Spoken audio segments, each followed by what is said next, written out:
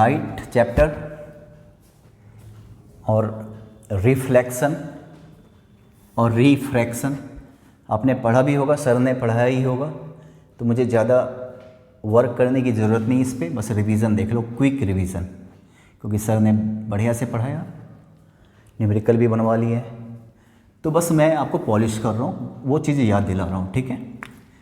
तो एक तो रिफ्लेक्शन, यही पढ़ना है। रिफ्लेक्शन क्या? लाइट का। लाइट के बारे में जानते भी होंगे कि डुअल नेचर का होता है, डुअल नेचर ऑफ लाइट, इसके बड़ा चर्चा होता है डुअल नेचर का। डुअल का मतलब दो, इसके दो कैरेक्टर होते हैं। Light is a particle and a wave, है ना। Light is a particle as well as a wave. Particle है, कौन सा पार्टिकल है? बहुत है, लेकिन जनरली इसको फोटोन से डिनोट किया जाता है, फोटोन। इसी की वजह से फोटोसिंथेसिस होता है ना, प्लांट के इलेक्ट्रॉन से टकराता है, इलेक्ट्रॉन चेन रिएक्शन होता, बायो में पढ़ा होगा।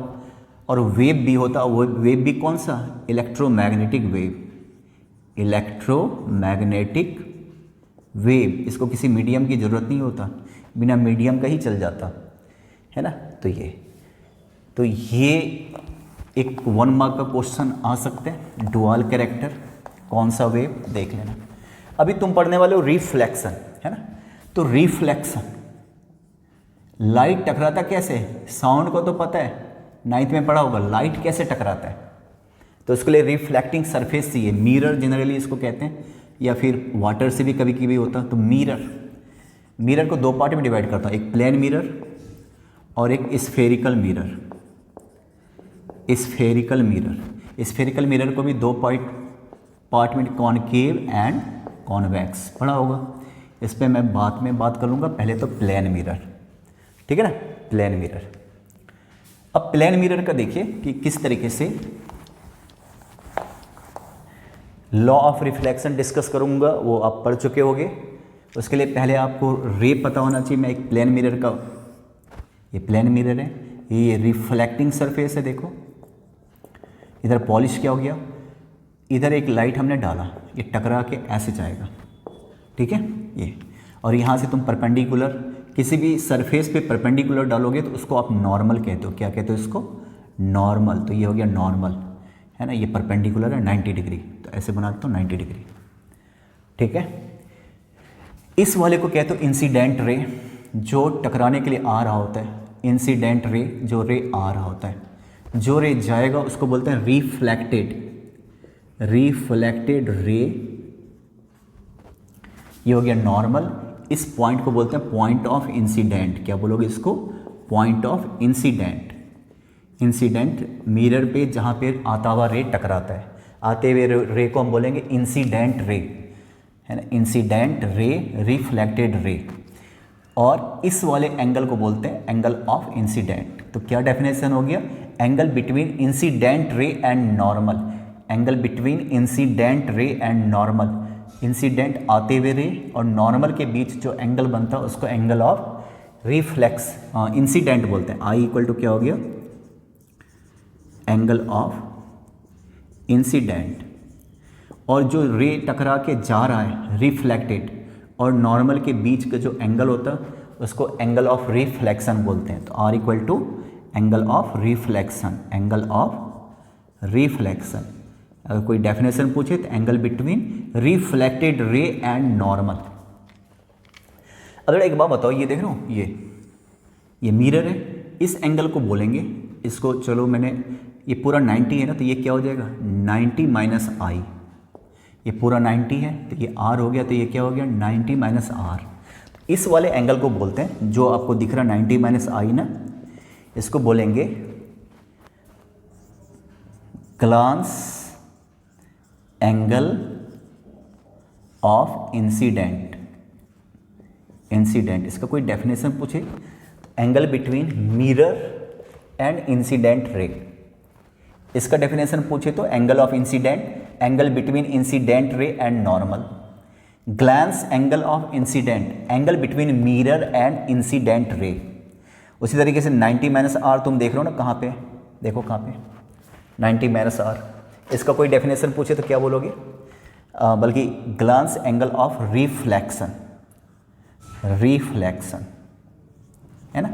अब जरा एक बात बताओ, जाहिर है 90 माइनस आई और आर इक्वल है ना, तो जाहिर है 90 minus i and 90 minus r ये दोनों इक्वल होगा, क्योंकि आई इक्वल टू आर होता है। अभी आप पढ़ोगे भी लॉ ऑफ रिफ्लेक्शन में, मतलब ये दोनों सेम होता है ना, क्योंकि ये दोनों सेम होता है, इसको भी बताऊंगा। तो ग्लांस एंगल ऑफ इंसिडेंट, इसको चलो अल्फ़ा बोल देता हूँ, इसको बीटा बोल देता हूँ। तो यहाँ से अल्फ़ा इक्वल टू क्या हो जाएगा, बीटा। ये दोनों एंगल सेम होता है, तो ये दोनों एंगल भी क्या हो जाएगा, सेम। तो ये मिरर के थ्रू मैंने बता दिया था कि किसको इंसिडेंट रे बोलेंगे, किसको रिफ्लेक्टेड रे बोलेंगे, कौन सा नॉर्मल है। मिरर के साथ जो 90 डिग्री का जो इमेजिनरी लाइन है ना, वो नॉर्मल है, बाकी तुम एंगल देख रहे हो, ठीक है। अब लॉ ऑफ रिफ्लेक्शन, ये तो मिरर के थ्रू मैंने सारे रे एंगल सबको समझा दिया। अब ये लॉ ऑफ रिफ्लेक्शन आपको नज़र आएगा, लॉ ऑफ रिफ्लेक्शन कभी भी ये नज़र नहीं आएगा कि law of reflection on plane mirror, ऐसा कभी भी नहीं लिखा रहेगा। लॉ ऑफ रिफ्लेक्शन, चाहे रिफ्लेक्शन कहीं से भी हो, प्लेन मिरर से हो या स्फेरिकल मिरर से हो या पानी से टकरा के रे वापस आ रहा हो, अगर रे बाउंस होके वापस आ रहा है ना, तो सब में लॉ ऑफ रिफ्लेक्शन, ये नहीं कि खाली प्लेन मिरर में लगेगा। जिस भी मिरर में, जिस भी सरफेस से लाइट टकराता है ना और वापस आता है सेम मीडियम में, उसको बोलते हो, तो वो सारे का सारा क्या फॉलो करेगा, लॉ ऑफ रिफ्लेक्शन। तो वो क्या होता है, incident ray, incident ray, reflected ray, reflected ray and normal, and normal all lie in the same plane. एक ही जहाज में होता है, प्लेन का मतलब जहाज ही होता है ना, पर ये जहाज नहीं। देखो ये प्लेन, अभी इस वाइट बोर्ड को देख रहे हो, इस वाइट बोर्ड में क्या लेंथ है और हाइट है। तो इंसिडेंट रे अगर इसी वाइट बोर्ड में है तो रिफ्लेक्टेड रे इसी वाइट बोर्ड में होगा। और ये है ना, जैसे सर्कल एक ही प्लेन में होता है, उसका एरिया निकालते हो, रेक्टेंगल, स्क्वायर, ये सब 2D होता है। एक ही प्लेन का मतलब 2D, टू डायरेक्शनल, तुम पढ़े, आपने पढ़ा हुआ है ना। ये ऐसे जा रहा था, ऐसे, कभी भी कोई भी चीज़ ऐसे नहीं जाएगा तुम्हारी तरफ से, ऐसे नहीं जाएगा, है ना। XYZ प्लेन, लंबाई चौड़ाई ऊंचाई XYZ प्लेन, है ना, तीनों को मिला के XYZ प्लेन। यहाँ पे दो ही, या तो लेंथ ब्रेथ होगा या लेंथ हाइट होगा। मतलब अगर वाइट बोर्ड में ये नज़र आ रहा है तो वाइट बोर्ड में ही ये नज़र आएगा, ये भी वाइट बोर्ड में नज़र आएगा, कोई चीज़ इधर से नहीं जाएगा। तो तीनों एक ही प्लेन में होता है, ठीक है। ये प्लेन का ये सेंस है। इसके बाद सेकेंड है angle i equal to angle r. तो एंगल आई जब एंगल आर के इक्वल होता है, तो मैंने बताया था ना कि 90 माइनस एंगल आई और 90 माइनस एंगल आर, ये भी इक्वल होगा कि नहीं होगा। इसको क्या बोलते थे, आई अगर है तो ग्लैंस एंगल ऑफ इंसिडेंट और ग्लैंस एंगल ऑफ रिफ्लेक्शन, ठीक है। अब इमेज फॉर्मेशन कैसा होता है, इमेज कैसा बनता है ना। अब इमेज भी दो तरह का होता है, देखना, एक रियल होता है एंड वर्चुअल होता है। Real image, real image and virtual image, virtual image theory है, इसका तो नोट्स मिल ही जाएगा, पढ़ते रहना बैठ के, है ना। रियल का क्या है, रियल इमेज में ना इंसिडेंट लाइट टकराने के बाद एक्चुअली मिलता किसी पॉइंट पे, इसको भी और समझाऊंगा कि रिफ्लेक्टेड रे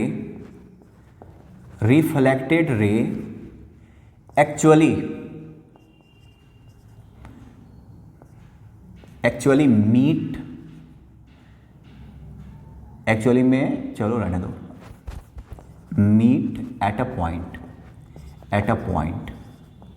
है ना, या सम पॉइंट, है ना।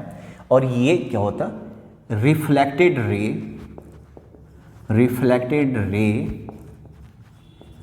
Seems to be meet at a point. इसमें एक्चुअली मिलता है, लेकिन उसमें मिलता हुआ दिखता है, एक्चुअली मिलता नहीं है, वो इमेजनरी है, रियल है। तो नाम ही देख रहे हो, वर्चुअल का मतलब होता है इमेजनरी। और यहाँ पे हमेशा ये बार बार आएगा, तो एक बार तुम देख लो, यहाँ पे हमेशा रियल के साथ एक चीज़ ऐड रहता है, इन्वर्टेड इमेज। वर्चुअल के साथ इरेक्ट मतलब सीधा, यहाँ पे सीधा इमेज बनेगा, यहाँ पे उल्टा इमेज बनेगा। इसको तुम स्क्रीन पे देख सकते हो। और ये not see at screen, screening इसका नहीं हो सकता, तुम इसका स्क्रीनिंग कर सकते हो, है ना। जो तुम मूवी वगैरह देखते हो ना सिनेमा हॉल में पर्दे पे, तो वो रियल इमेज है, स्क्रीन पे देख रहे हो। प्रोजेक्टर उसको उल्टा कर देता है, क्योंकि वो रियल जो भी होगा इन्वर्टेड होगा, उल्टा, तो उसको सीधा किया जाता है। हम जो भी देखते हैं ना अपनी आँखों से, उसका इमेज रेटिना पे उल्टा बनता है।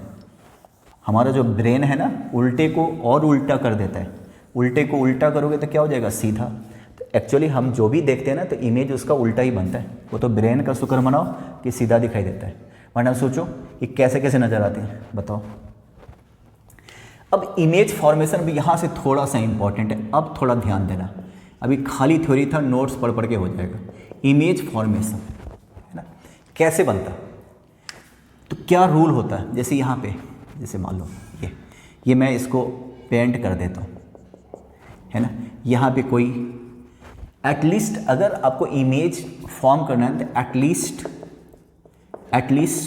2 रे चाहिए, कम से कम 2 रे। बड़ा इंपॉर्टेंट क्वेश्चन बताया अभी, कोई भी टेस्ट होगा इसमें ये नज़र आएगा। इमेज फॉर्मेशन के लिए कम से कम कितना रे चाहिए, कम से कम 2 रे चाहिए। रे जितना ज़्यादा होगा इमेज उतना क्लियर होगा। आपने पढ़ा ना मेगापिक्सल वाला, मेगापिक्सल ज़्यादा होगा मतलब ज़्यादा डॉट्स बनेंगे, ज़्यादा डॉट्स बनते हैं तो क्लियर होता जाता है। तो जितना रे निकलेगा ना क्लियर इमेज आएगा, पर 2 से काम चल जाता है। जरा एक बात बताओ, यहाँ पे इसका इमेज कहाँ पे बनेगा। आपके सामने बहुत सारे ऑप्शन है, एक ऑप्शन है कि इसको फॉलो करो angle i equal to angle r. तो मैं एक काम करता हूँ, एक रे को ऐसे लेके जाता हूँ, है ना। चेक कर लो ये एंगल, ध्यान देखना, इसी एंगल याद है, इसको क्या बोलते हैं, ग्लैंस एंगल ऑफ इंसिडेंट। तो ये क्या हो गया, ग्लैंस एंगल ऑफ रिफ्लेक्शन। ये दोनों सेम रखना, आई और आर सेम होता तो ये भी सेम होगा। इसको देखना, कम से कम 2 रे चाहिए, है ना। तो इधर चला गया, है ना। अब एक और सीधा लेके चलता हूँ, सीधा जरा देखो तो 90 डिग्री पे क्या होता है, नॉर्मल। तो बताइए तो एंगल आई क्या हो गया यहाँ पे। अगर नॉर्मली कोई अगर इफ रेज इंसिडेंट नॉर्मली मतलब 90 डिग्री पे नॉर्मली, तो एंगल आई कितना हो जाएगा, 0। क्योंकि आपको पता है आई का डेफिनेशन क्या होता है, मैं यहाँ पे लिख लेता हूँ, यहाँ पे समझा देता हूँ। आई किसको कहते हो, जो नॉर्मल के साथ जो एंगल बनाता है, ये वाला एंगल। अब रे आ ही ऐसे रहा तो नॉर्मल के साथ एंगल क्या बनेगा, 0।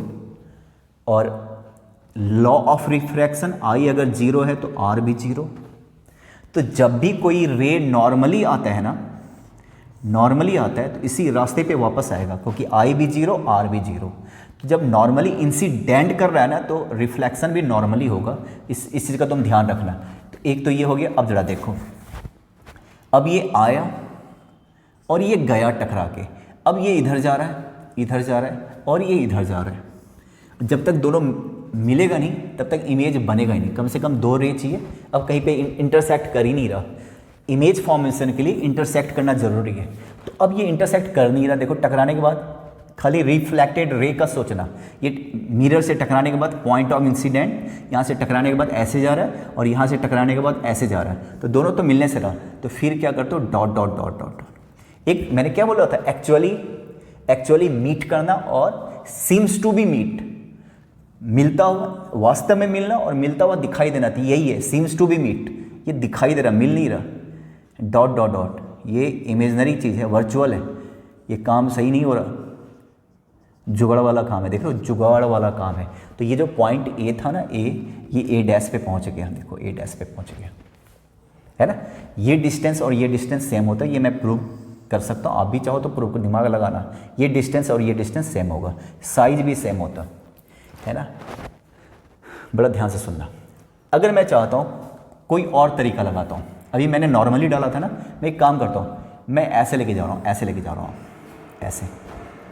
तो यहाँ पे टकराया, टकराने के बाद इस एंगल का ध्यान रखना, इसी एंगल पे वापस लेके जा रहा हूँ। स्केल होता तो बड़ा सही होता।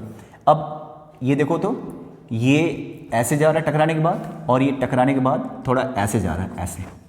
अब ये ऐसे जा रहा है, ऐसे जा रहा है, इधर तो मिलने से रहा, तो डॉट डॉट से मिला दो, डॉट डॉट से मिला दो।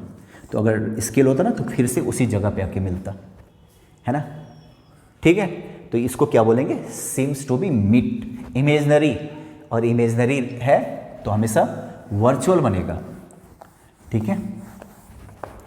और बड़े ध्यान से देखिएगा ज़रा, देखो जैसे मान लो अब मैंने मिरर को मान लो यहाँ पे रखा, इधर मैंने पॉलिश कर दिया, इधर पॉलिश कर दिया, देख रहे हो, और यहाँ पे मैंने P लिखा हुआ है, मान लो P। इसका इमेज देखता हूँ कैसा बनता है। पहले इस पॉइंट का इमेज बना रहा हूँ, यहाँ पे इस पॉइंट का इमेज कैसे बनेगा। एक रे आपकी मर्जी है, मैं तो सीधा लेके जा रहा हूँ, सीधा अगर जाएगा नॉर्मली तो वापस उसी रास्ते पे आएगा। एक को थोड़ा सा टेढ़ा कर देता हूँ, इसको देखो, इस एंगल का ध्यान रखना, और ये डॉट डॉट डॉट है ना। तो P का ये वाला जो पॉइंट है यहाँ पे आ गया, ये वाला पॉइंट, ठीक है। अब मैं देखता हूँ ये वाला पॉइंट कहाँ पे गया, ऐसे ही, चलो ये वाला पॉइंट है ना। फिर से एक रे को मैं सीधा लेके जा रहा हूँ, टकराएगा, इसको डॉट डॉट से आगे बढ़ाओ। एक रे को किसी और एंगल पे जा रहा हूँ, एक इस एंगल पे गया, इस एंगल को ध्यान रखना है, जितना इतना एंगल है ये और ये एंगल सेम दिख रहा, मुझे तो सेम ही दिख रहा, तो ऐसा लग रहा है कि ये डॉट डॉट डॉट। तो ये जो पॉइंट है यहाँ पे आ गया, ये वाला पॉइंट, ये वाला पॉइंट इधर आएगा, तो कुछ ऐसा बन जाएगा, ये वाला पॉइंट यहाँ पे आ जाएगा, तो इस तरीके से बन जाएगा, इस तरीके से, ये है ना, ऐसे ऐसे बन जाएगा, ऐसे। तो P कैसा दिखाई देगा, Q, है ना। अब कैसे भी बना लो, इसको बोलते हैं लेटरल इन्वर्जन। प्लेन मिरर में जो चीज़ दायां होता है वो बायां नजर आता है, left appears right, right appears left. जैसे एक और एग्जांपल लेता हूँ, मान लो इस तरीके से कुछ है, एरो डालता हूँ, देखो एरो, एरो इस तरीके से एरो है ना, ये कैसा नज़र आएगा।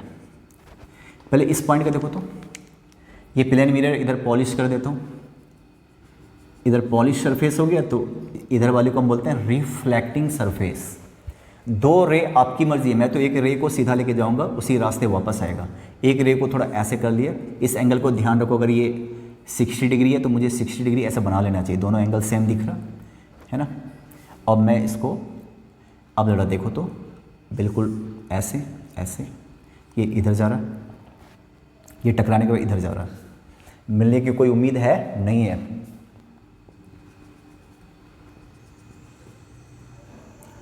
तो ये जो है ना, ये पॉइंट यहाँ पे आ गया।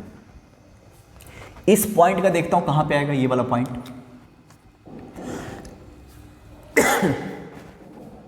इस वाले पॉइंट को देखना, यहाँ से रे गया, गया भी आया भी, और एक और एंगल पे बना लेता हूँ ऐसे, इस एंगल को ध्यान दो, ऐसे है ना।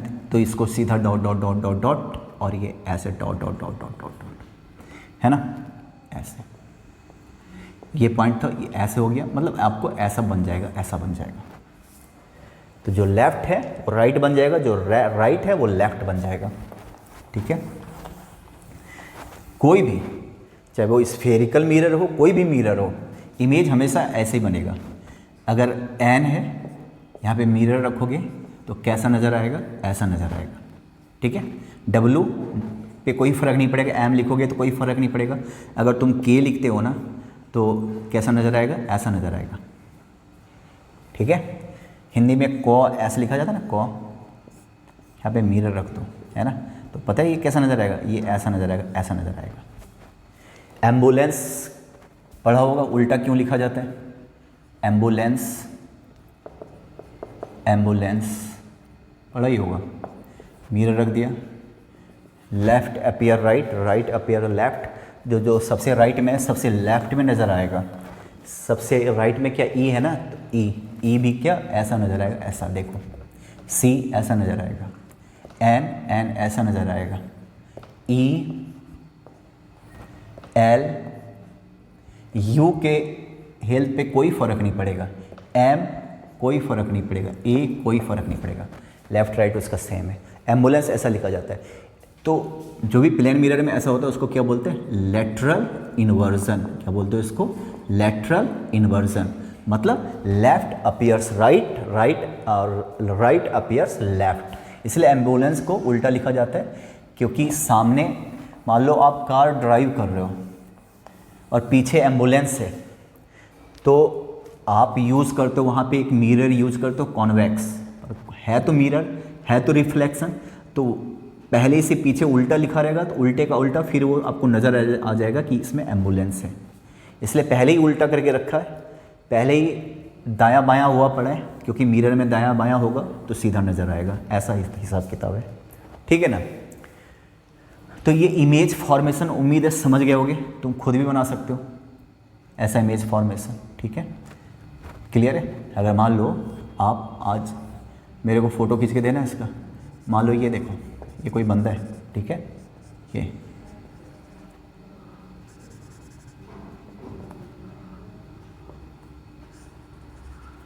है ना,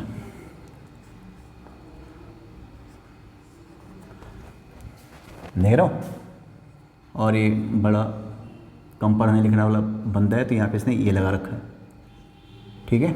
और ये मैं देखना चाहूँगा कि तुम लोग इसके प्लेन मिरर पे अगर ये सामने जाएगा इसकी शक्ल कैसी नज़र आएगी, है ना, बड़ा मज़ेदार होगा। तो ये हो गया, तो लेफ़्ट राइट राइट लेफ़्ट नज़र आते हैं। और आप कभी कभी बैठे होगे ना सैलून में जाके, मिरर रहता है, मिरर के सामने आपके अपोजिट भी मिरर रहता है, तो आपका थोड़ा इस मिरर में दिखता ही है, साथ में कई सारा थोड़ा दिखता है, धीरे धीरे गायब हो जाता है बहुत सारे। तो ये आपको पढ़ना नहीं है, पर आप ये देखो नंबर ऑफ इमेज, अगर दो मिरर है ना फॉर्म्ड बाई टू मिरर्स, दो मिरर को रख दो तो कितने सारे इमेज बनेंगे। तो इसका फार्मूला होता है, हालांकि ये है तुम्हारे सिलेबस में है नहीं, तो फिर भी बड़ा इंटरेस्टिंग है ना, 360/θ, इतने सारे। मान लो दो मिरर को आपने ये रख दिया, ऐसे रख दिया, परपेंडिकुलर रखा ना, तो ज़रा बताइए तो आपने कोई भी यहाँ पे उसके कितने सारे इमेज, एक तो यहाँ बनेगा तो यहाँ बनेगा, इसके इमेज का भी इमेज बनेगा, ऐसा कुछ होता है अगर ऐसे परपेंडिकुलर रख दिया तो अब खुद देख लो, -1 यहाँ पे क्या परपेंडिकुलर है 90 डिग्री, -1, तो 3 इमेज बनेगा टोटल। सैलून वाली बात बोली थी मैंने, देखो यहाँ पे ऐसे, यहाँ पे ऐसे, यहाँ पे कोई है, तो कितना इमेज बनेगा। तो n का फॉर्मूला क्या होता है 360/n-1 θ-1, है ना। अब जरा बताओ पैरेलल है तो कोई एंगल बन रहा है क्या, 0। जब दो मिरर पैरेलल है तो एंगल तो बन ही नहीं रहा, -1, इन्फानाइट -1 इक्वल टू क्या हो गया इन्फानाइट। तो बहुत सारे इमेज बनेंगे, पर क्या होता है कि जो इंटेंसिटी होता है ना, रे का इंटेंसिटी धीरे धीरे कम होता जाता है, इसलिए इन्फानाइट तक नज़र एक जगह जाने के बाद क्या हो जाता है, ख़त्म हो जाता है ना, लगता नहीं कि बहुत दूर तक गया, क्योंकि वो एब्जॉर्ब कर लेता है मिरर लाइट, तो लाइट धीरे धीरे अगले मिरर के लिए, अगले इमेज के लिए कम होता जाता है, पर हकीकत में ये रहा फॉर्मूला, ठीक है। तो ये तो तुम्हारा हो गया प्लेन मिरर। इमेज फॉर्मेशन तुमने सीख लिया, ठीक है।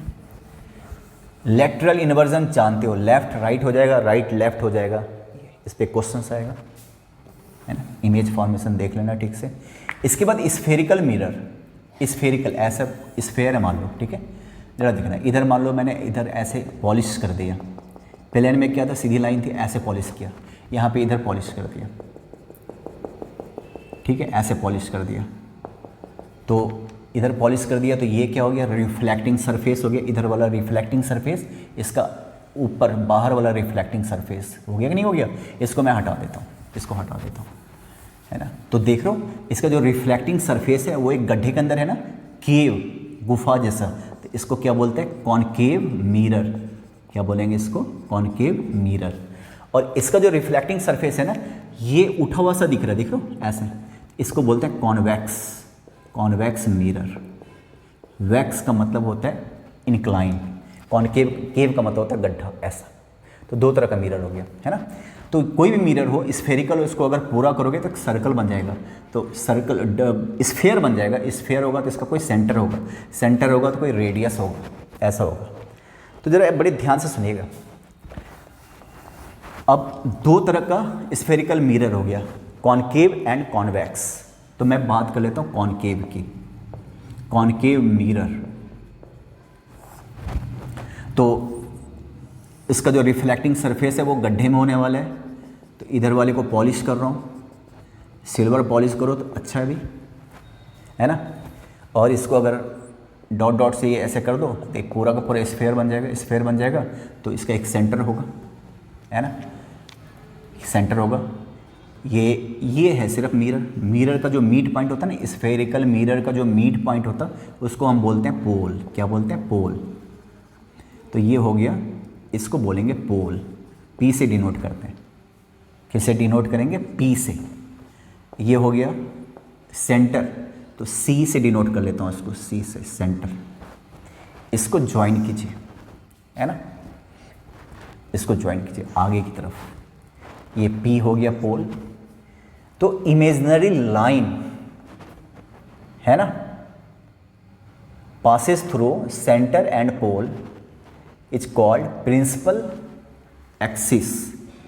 प्रिंसिपल एक्सिस इसको बोलते हैं। टर्म सुनते जाना, पहले भी पढ़ चुके हो मुझे पता है, मैं बस याद दिला रहा हूँ, ठीक है। अगर कोई पूछे ना कि प्रिंसिपल एक्सिस का क्या डेफिनेशन है, तो क्या कहोगे? Imaginary line passing through centre of spherical mirror and pole. अब पोल का क्या डेफिनेशन है? पोल कह सकते हो स्फेरिकल मिरर का मीट पॉइंट है। ये देखो, ये स्फेरिकल मिरर है ना, इसका बिल्कुल मीट पॉइंट है ना। आपको पता है टेंजेंट आपने पढ़ा हुआ है ना। यहाँ पे एक टेंजेंट खींचो, सेंटर से मिलाओ, तो सेंटर से पॉइंट ऑफ कांटेक्ट को मिलाओगे तो हमेशा क्या होता है? 90 डिग्री। और एक बात बताओ, ये मान लो मिरर है ना, तो ये 90 डिग्री हो गया। 90 डिग्री का एक और भी नाम है, उसका नाम क्या? नॉर्मल। और आपको प्लेन मिरर में बताया था, कोई रे अगर नॉर्मली जाता है तो उसी रास्ते पे वापस भी आ जाएगा। इस चीज़ का तुम ध्यान रखना, है ना। इसके बारे में डिस्कस करेंगे। ये और क्या था? प्रिंसिपल एक्सिस देख लिया, ये हो गया प्रिंसिपल एक्सिस, है ना। प्रिंसिपल फोकस, एक आता है principal focus. Principal focus definition इसका ये कहता है कि कोई भी ray incident parallel to the principal axis when a beam of ray, एक दो नहीं कई सारा रे, इंसिडेंट ऑन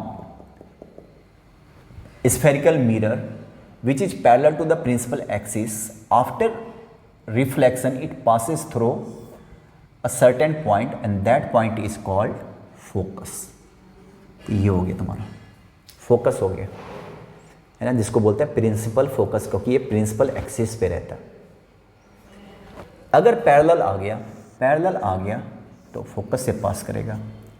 अगर पैरेलल आ रहा है ना, ठीक है ना, खिड़की से, दरवाजे से, कहीं से पैरेलल आ रहा है किसके? प्रिंसिपल एक्सिस के, तो टकराने के बाद किससे पास करेगा? जिस पॉइंट से पास करेगा उसी को शास्त्रों में फोकस कहा गया। नहीं रे, ये रे। अब जरा एक बात बताओ, फोकस जानते होगे, ये रहा, इसको पॉलिश कर दिया, ठीक है। ये इसका सेंटर हो गया, अगर सर्कल है, ये स्फेयर है तो सेंटर हो गया। ये हो गया पोल और ये हो गया फोकस का डेफिनेशन, ठीक है। अब यहाँ से एक लाइन मैं खींचता हूँ 90 डिग्री। ये लाइन देख रहे हो, perpendicular to the principal axis है, perpendicular to the principal axis है एंड फोकस से पास कर रहा है। इसको हम बोलेंगे फोकल प्लेन। क्या बोलेंगे? फोकल प्लेन बोलेंगे, ठीक है। ये देखो, अब होता क्या है, क्यों इसका नाम पड़ा, जरा ध्यान से सुनना।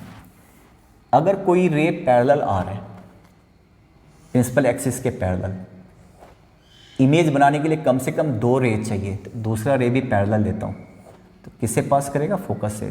कहाँ पे इंटरसेक्ट करेगा? फोकस पे। मतलब इमेज कहाँ पे बना? जहाँ पे इंटरसेक्ट कर रहा है वहीं पे इमेज बनेगा, और ये इंटरसेक्ट वास्तव में कर रहा है तो रियल बनेगा। इस पे बाद में बात करेंगे, ठीक है ना। अब जरा एक और फिगर बना लेता हूँ, इसको देखो। अगर ये पैरेलल नहीं आता बल्कि ऐसे आता, ये देखो, ये रहा प्रिंसिपल एक्सिस, ये रहा सेंटर ऑफ कर्वेचर, इसका सेंटर, ये रहा फोकस, ठीक है। और अगर मान लो कोई ऐसे आ रहा है, ऐसे, ठीक है, पैरेलल देख लो, पैरेलल कहीं से भी नहीं आ रहा। अब पैरेलल आ रहा था तो फोकस, तो ये ऐसे जाएगा, ऐसे जाएगा, ऐसे जाएगा, है ना, ऐसे ऐसे, तो कहीं से भी जाएगा ना, वो इसी लाइन पे रहेगा, फोकस वाली लाइन पे।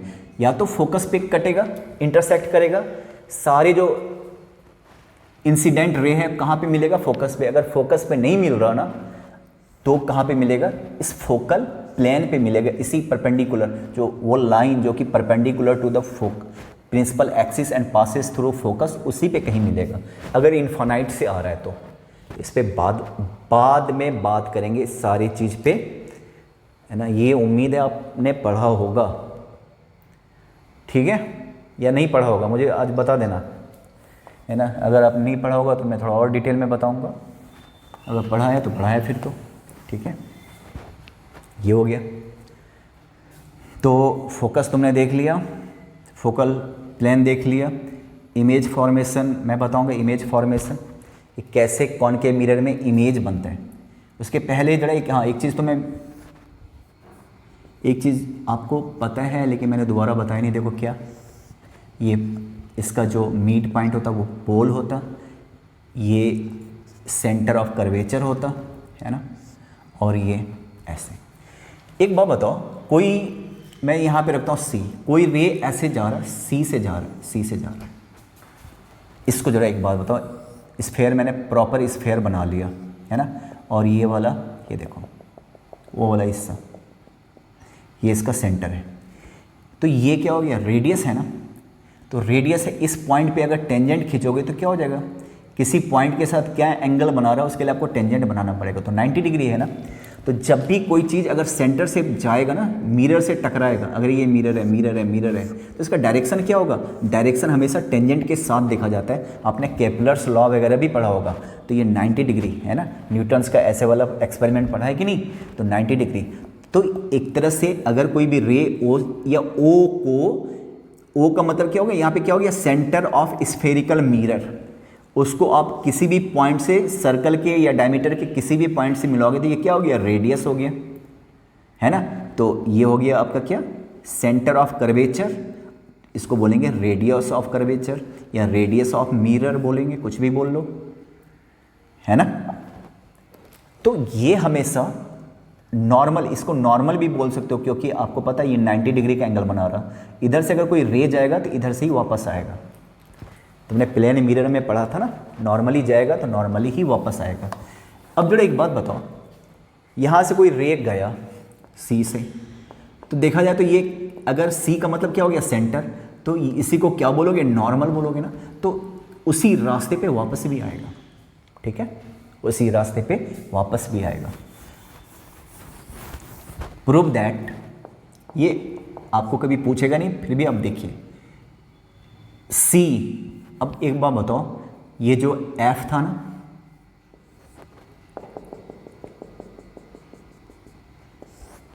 एफ था और ये सी था, ये पी, पी एफ को हम बोलते हैं फोकल लेंथ, फोकल लेंथ।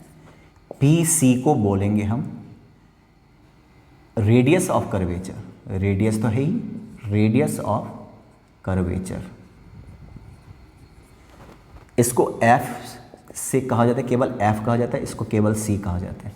तो सी समझ जाना क्या होता है ना। आर भी कह सकते हो, रेडियस है तो आर भी कह सकते हो।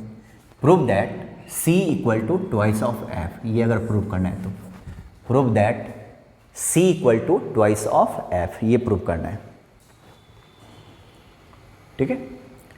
तो जरा इसको मैं प्रूव करता हूँ, ये आगे भी आएगा जब मैं साइन कन्वेंशन न्यूमेरिकल से कराऊंगा तो ये सब क्लियर हो जाएगा।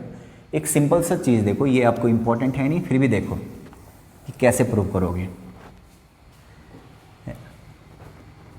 एक मिरर में यही वाला ले लेता हूँ, कॉनकेव, ऐसा रिफ्लेक्टेड, प्रिंसिपल एक्सिस, ये हो गया पोल, ये हो गया फोकस और ये हो गया सी। ठीक है। एक रे को मैं यहाँ से लेके जा रहा हूँ, अब ऑब्वियस है सी से जाएगा तो सी से वापस ही आएगा, और यहीं पे एक, और अगर ये कम पड़ जाए ना तो डॉट डॉट करके बढ़ा लो, कोई इश्यू नहीं है। अगर एक रे पैरेलल अगर जा रहा तो आपको पता है किससे पास करेगा, फोकस से पास करेगा, फोकस से पास करेगा। तो C का मतलब क्या हो गया, PC, सारा डिस्टेंस हमेशा पोल से मेजर किया जाता है, आगे बताऊंगा। और F का मतलब क्या हो गया, PF। तो क्या प्रूव करना है, prove that PC equal to twice of PF, या ये और ये डिस्टेंस सेम होता है, ये आपको प्रूव करना है, ठीक है।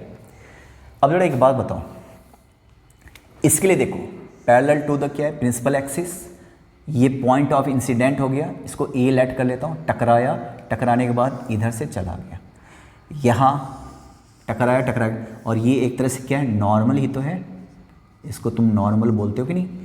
ये वाला एंगल क्या कहलाता है, angle of incident, incident ray and normal. इसको कौन सा एंगल बोलते हो, इसको बोलते हैं एंगल ऑफ रिफ्लेक्शन बोलते हैं। I इक्वल टू आर सारी दुनिया जानती है, law of refraction, I equal to R. अब जरा देखो तो ये और ये पैरेलल है, तो ये I होगा, क्यों होगा, ऑल्टरनेट इंटीरियर एंगल है ना, ये I, इसको angle ACP equal to I, इसलिए ऑल्टरनेट इंटीरियर एंगल, क्योंकि ये दोनों पैरेलल है, और I और R सेम है, तुम भूलना नहीं, I और R सेम है, I इक्वल टू R, ये लॉ ऑफ रिफ्लेक्शन है। तो जरा ये कौन सा ट्रायंगल हो गया, आइसोसेलेस, तो therefore FC equal to FA, देख लो FC इक्वल टू FA, है ना। अब इसमें ना ऐसे में अब एक चीज़ बहुत ज़्यादा यूज़ करना पड़ता है, अगर मान लो if A is very near, आगे भी जब आप लेंस मिरर फार्मूला प्रूव करोगे ना तो यहाँ भी यही सब डायलॉग लिखना है, पर वो ये चीज़ इंपॉर्टेंट है नहीं, फिर भी देखो नियर टू P क्या होता, अगर ये बहुत यहाँ पे है ना, बहुत अच्छा, ये जो ऐसे लिखते हो ना, मैंने बनाया तो ऐसे है, हकीकत में ये इतना टेढ़ा भी नहीं होता, आपको मुश्किल से टेढ़ा दिखाई देगा, ऐसे एक स्ट्रेट लाइन की तरह होता है ना, इतना कर्व भी नहीं होता, मैंने बनाने का बना दिया है ना, स्लाइटली कर्व होता, पता भी नहीं चलता। नियर टू P, अगर ये A P के नज़दीक होता तो क्या होता, FC को हम FC रहने दो, FC इक्वल टू क्या था, FA, और A किसके नज़दीक है, P के नज़दीक है, इसको हम FP कह लेते हैं। ये आगे भी यूज़ करना है, हालांकि ये इंपॉर्टेंट है नहीं, मतलब ये अगर ऐसे रहता ऐसे रहता ऐसे रहता, बहुत नज़दीक रहता, तो लगभग जो FA यहाँ पे आ जाता ना, तो FA और भी नज़दीक कर लो तो सेम हो जाता कि नहीं हो जाता, बताओ, इस तरीके से, है ना, ये ऐसा। तो देख लो यहाँ से क्या निकल गया, यहाँ से निकल गया FC इक्वल टू FP, दोनों इक्वल हो गया, तो therefore PC equal to twice of PF। ये इंपॉर्टेंट नहीं है, मैं फिर से कह रहा हूँ, पर ठीक है, अगर इनको समझ रहे हो तो आप अपने फॉर्मूले के खुद ही मालिक बन गए हो, कोई थोपने नहीं गया आपको, ठीक है। ये